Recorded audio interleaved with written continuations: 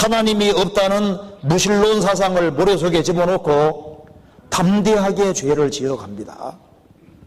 죽음 건너편에 심판 같은 건 없다고 생각하는 거예요. 그런데 성경은 말씀하기를 한 번 죽는 것은 사람에게 정하신 것이요 그 후에는 심판이 있으리니, 성경은 죽음 뒤에 심판이 있다고 말씀하고 있고 천국과 지옥이 있다고 말씀하고 있는 겁니다.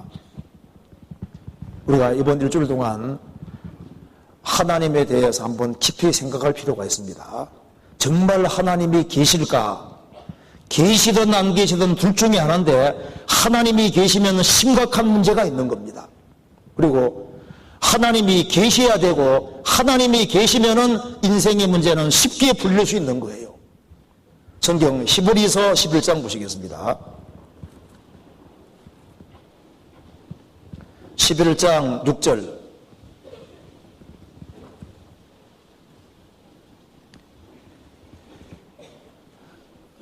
자, 같이 읽어보겠습니다. 365페이지입니다. 11장 6절. 믿음이 없이는 기쁘시게 못하나니 하나님께 나아가는 자는 반드시 그가 계신 것과 또한 그가 자기를 찾는 자들에게 상 주시는 이심을 믿어야 할지니라. 믿음이 없이는 기쁘시게 못하나니, 자, 믿음이 없이는 하나님을 기쁘시게 하는 것이 불가능하다는 뜻입니다. 하나님은 믿음이 있어야만 하나님을 기쁘시게 할 수 있는 겁니다.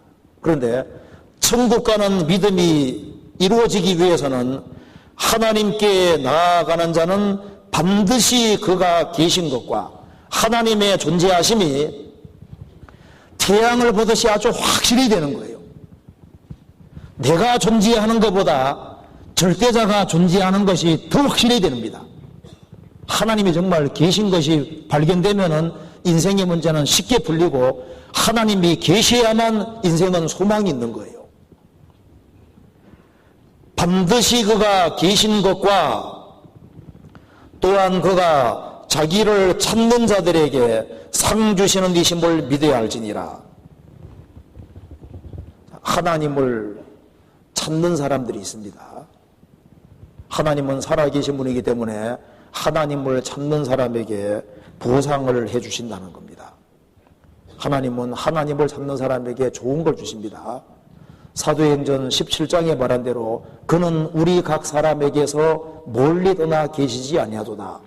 하나님은 우리에게서 멀리 계신 분이 아니에요. 하나님은 우리 가장 가까이 계십니다. 그리고 하나님은 참으로 하나님을 찾는 사람, 그 사람에게 좋은 걸 주십니다.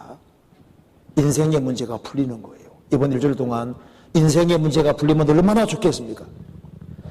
도대체 사람이 무엇인지, 사람이 어디서 왔으며 왜 여기에 존재하며 죽음 건너갈 때 어디로 가는지 그 인생의 문제가 풀리고 자신의 죄를 무조건 다 용서를 받고 언제 죽어도 천국에 들어갈 수 있고 영원한 운명이 해결된다면 그것만큼 좋은 것은 없을 겁니다. 그런데 하나님께서는 자기를 찾는 사람에게 상 주시는 이심을 믿어야 할지니라.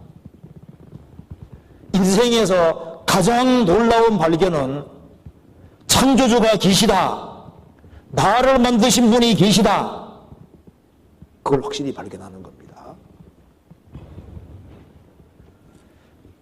하나님이 계시다는 걸 확실히 깨닫게 되면 이것만큼 충격과 놀라운 건 없는 거예요.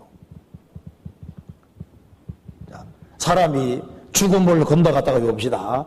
누구든지 죽음 건너갈 수밖에 없습니다. 성경은 말씀하기를 아모스 4장 12절에 내 하나님 만나기를 예비하라.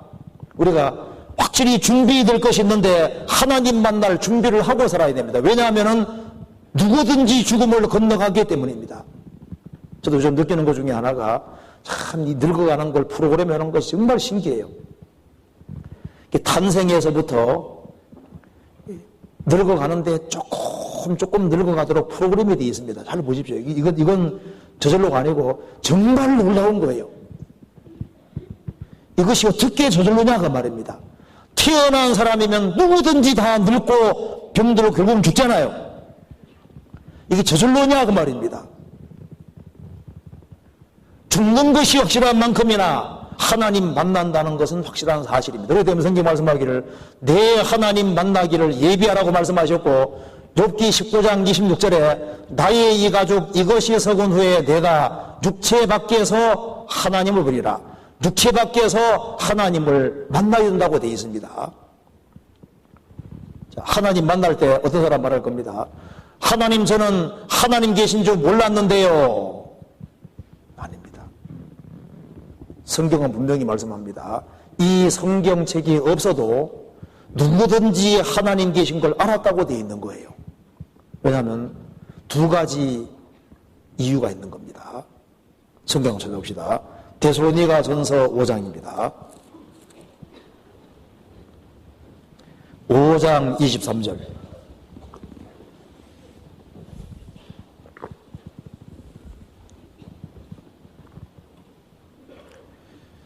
(5장 23절) 333페이지 같이 읽어보겠습니다. 평강의 하나님이 친히 너희로 온전히 거룩하게 하시고 또 너희 온 영과 혼과 몸이 우리 주 예수 그리스도 강림하실 때에 흠없게 보존되기를 원하노라.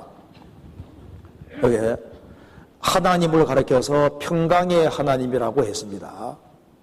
자, 편안한 거하고 평강 차이가 뭔지 혹시 아세요? 편안한 것은 좋은 환경이 주어져 있고 삶이 안락하고 외적인 환경이 참 좋을 때 주어지는 것이 그게 편안한 겁니다.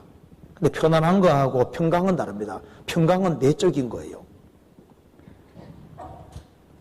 자, 갑자기 암이 걸리고 갑자기 불의에 사고 당하고 죽음 앞에 서서도 영혼의 내적인 평안, 언제 죽음 건너가도 하나님 만날 준비가 돼 있고 언제 죽음을 건너가도 천국 갈 수 있는 그런 확신을 가진 사람에게는 평강이라는 게 있는 겁니다.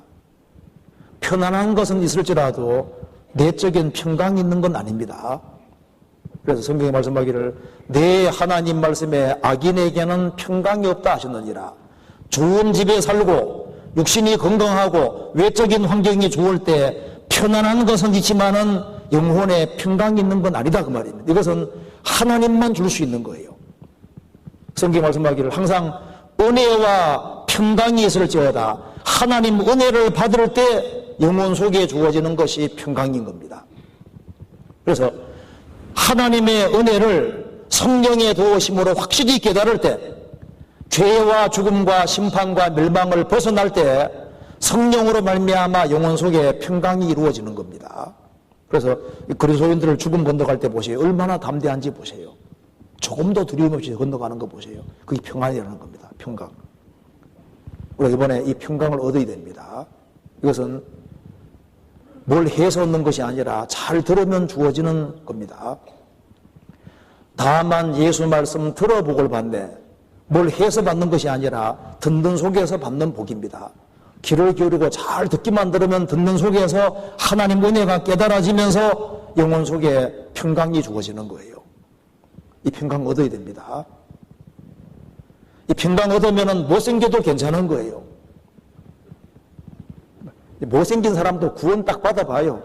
영혼에 평강이 딱 있습니다. 남 부럽지 않거든요. 구원을 안 받았으니까 남이 부러운 거예요. 구원 받아봐요. 영혼에 정말 평강이라는 게 있습니다. 이 평강 얻어야 됩니다.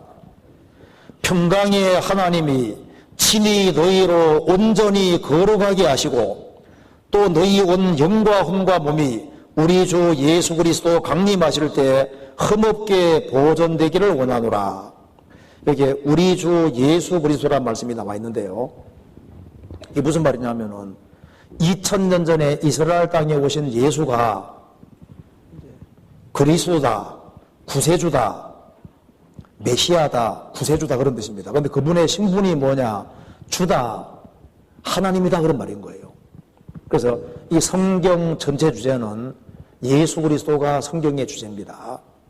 너희가 성경에서 영생을 얻는 줄 생각하고 성경을 상고하거니와 이 성경이 곧 내게 대하여 증거하는 것이로다.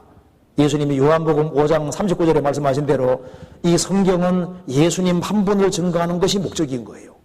그리고 그게 예수 그리스도의 강림하실 때 2000년 전에 이스라엘 땅에 오셔서 십자가에 죽으시고 부활하신 예수님이 다시 오신다고 말씀하셨습니다. 강림하실 때 그 말은 다시 오실 때 그 말입니다. 우리는 예수님 말씀하신 대로 마지막 징조를 한꺼번에 다 본 시대에 살고 있습니다. 앞으로 배워보시면은 이 성경에 마지막 때가 자세히 기록되어 있는데 그 징조가 다 나타난 시대가 우리 시대고, 우리 시대는 가장 믿기 쉬운 시대입니다. 왜? 증거를 다 보고 우리 시대에 이루어진 증거들이 너무 많기 때문에 증거를 확실하게 보면서 믿는 특별한 시대인 거예요.